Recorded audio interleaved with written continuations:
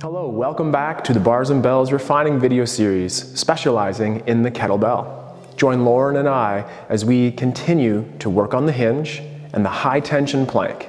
The high tension plank is at that top of the kettlebell swing and also leading up to that kettlebell deadlift. Let's go over the basics and then we can progress our skills of strength with the kettlebell.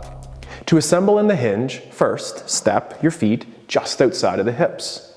Take those hands, chop the hip flexors, and press your feet away from center as you push your hips back.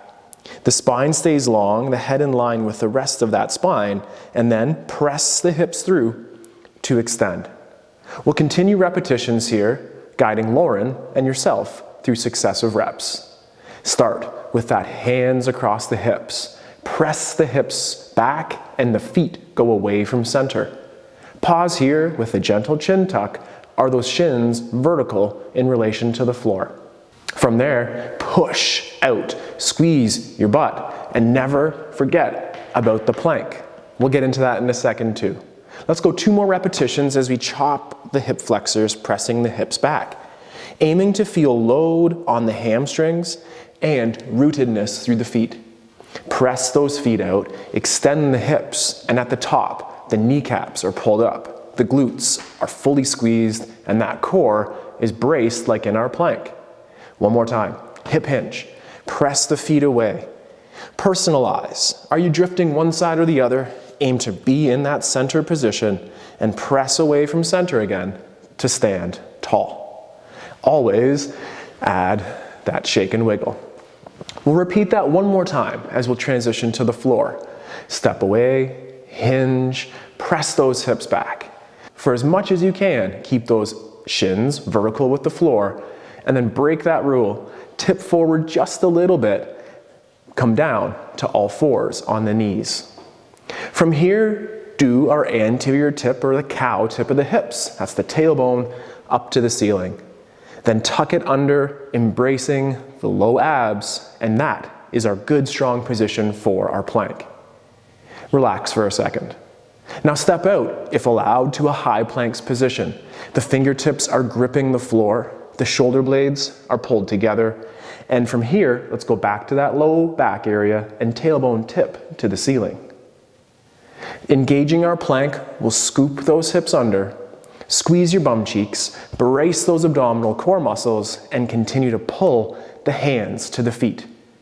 And breathe. Relax. In our practice, we like to hold these planks positions for 10 to 15 seconds. It depends if I remember to count or not. As reprieve from that high tension in the plank, perhaps tip the tailbone up and press the hips back. In this child's pose-like position, ensure that the tailbone remains tipped up or an anterior position in the hips. Pull yourself forward, incorporate that little gentle scoop of the hips, and again, high tension plank. This time, pull the right hand to that right hip, an isometric contraction for high tension. Coast away that effort and repeat on the other side, left to left. Easy does it on the relaxation phase, knees to the ground, tailbone tip, press the floor forward to have your hips go back. The last variation in our plank here is the cross body tension. Pull yourself into a beautiful high planks position here with those hips tucked under, and now diagonally pull the right hand towards the left leg. Relax. Same thing other side. The left hand towards the right leg. Isometric tension for stability.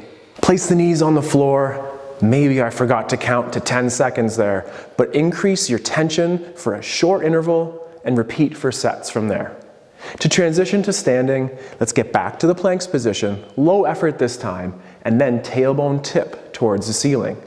Walk those hands back, personalize your get up, but try to get back to that hinge position. Press your feet away from center, push those hips through, and after high tension, enjoy some relaxation.